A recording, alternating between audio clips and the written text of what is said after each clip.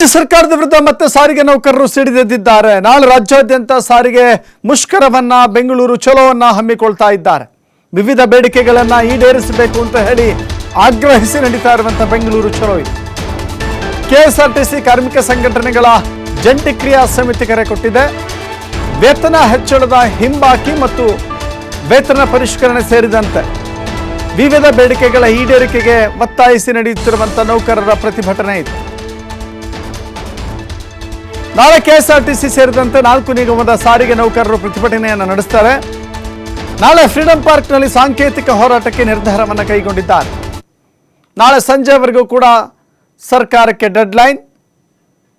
ಸಾರಿಗೆ ನೌಕರರು ಡೆಡ್ಲೈನ್ ಅನ್ನು ಕೊಟ್ಟಿದ್ದಾರೆ. ನಾಳೆ ಸಂಜೆ ಒಳಗಾಗಿ ನೀವು ಬೇಡಿಕೆಗಳನ್ನು ಈಡೇರಿಸಿದರೆ ಸರಿ, ಇಲ್ಲ ಅಂತ ಹೇಳಿದ್ರೆ ಎಲ್ಲ ನಿಗಮಗಳ ಸಾರಿಗೆ ಬಂದ್ ಆಗುತ್ತೆ ಎನ್ನುವ ಡೆಡ್ಲೈನ್.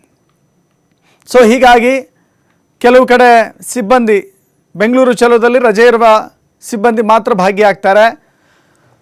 ನಾಳೆ ಫ್ರೀಡಂ ಪಾರ್ಕ್ನಲ್ಲಿ ಸಾರಿಗೆ ಮುಷ್ಕರ ದಿನಾಂಕದ ಪ್ರಕಟ ಆಗುವಂಥ ಸಾಧ್ಯತೆ ಇದೆ. ಫೆಬ್ರವರಿ 20ನೇ ತಾರೀಕು ಬಸ್ಗಳ ಓಡಾಟದಲ್ಲಿ ವ್ಯತ್ಯಯವಾಗುವಂಥ ಸಾಧ್ಯತೆ ಇದೆ. ಹಾಗಾದರೆ ಸಾರಿಗೆ ನೌಕರರ ಬೇಡಿಕೆಗಳೇನು ಅಂತ ನೋಡೋದಾದರೆ, ಸಾರಿಗೆ ಸಂಸ್ಥೆಗಳ ಖಾಸಗೀಕರಣವನ್ನು ತಡಿಬೇಕು, 38 ತಿಂಗಳ ವೇತನ ಬಾಕಿಯನ್ನು ಬಿಡುಗಡೆ ಮಾಡಬೇಕು, ನೌಕರರ ಮೇಲೆ ನಡೆಯುತ್ತಿರುವಂಥ ಕಿರುಕುಳ ತಕ್ಷಣ ನಿಲ್ಲಬೇಕು, 38 ತಿಂಗಳ ವೇತನ ಬಾಕಿ ಬಿಡುಗಡೆ ಮಾಡಬೇಕು ಅಂತ ಹೇಳಿ 2024ರ ಜನವರಿ 1ರಿಂದ ಅನ್ವಯವಾಗುವಂಥ ವೇತನ ಪರಿಷ್ಕರಣೆ ಆಗಬೇಕು. ಸಾರಿಗೆ ಸಂಸ್ಥೆಗಳ ಖಾಸಗೀಕರಣವನ್ನು ತಡಿಬೇಕು, ನೌಕರರ ಮೇಲೆ ನಡೆಯುತ್ತಿರುವ ಕಿರುಕುಳ ತಕ್ಷಣ ನಿಲ್ಲಬೇಕು ಅಂತ ಹೇಳಿ ಕೆಲವಷ್ಟು ಬೇಡಿಕೆಗಳನ್ನು ನಾವು ತೋರಿಸ್ತಾ ಇದ್ದೀವಿ. ಇನ್ನು ಅನೇಕ ಬೇಡಿಕೆಗಳು ಕೂಡ ಇದ್ದಾವೆ. ಅದರಲ್ಲಿ ಪ್ರಮುಖವಾಗಿ ಸರ್ಕಾರಕ್ಕೆ ಹೊರೆಯಾಗುವಂಥ ಅಥವಾ ಸರ್ಕಾರಕ್ಕೆ ಸವಾಲಾಗುವಂಥ ಅಂಶ ಅಂದರೆ ಇಲ್ಲಿ 38 ತಿಂಗಳ ವೇತನ ಬಾಕಿ ಬಿಡುಗಡೆ ಮಾಡಬೇಕು ಅನ್ನೋದಿದೆಯಲ್ಲ ಅದು.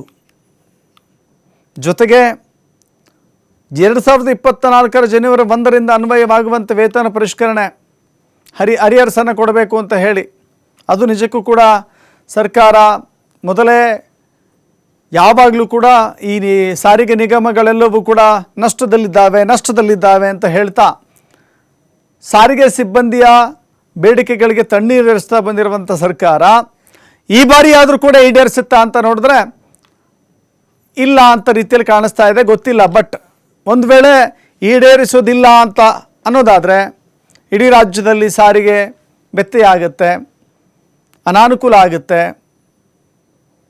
ಹೀಗಾಗಿ ಹೇಗೆ ಇದನ್ನು ಸರ್ಕಾರ ಸವಾಲನ್ನು ಸರಿಪಡಿಸುತ್ತೋ ನೋಡಬೇಕಾಗಿದೆ.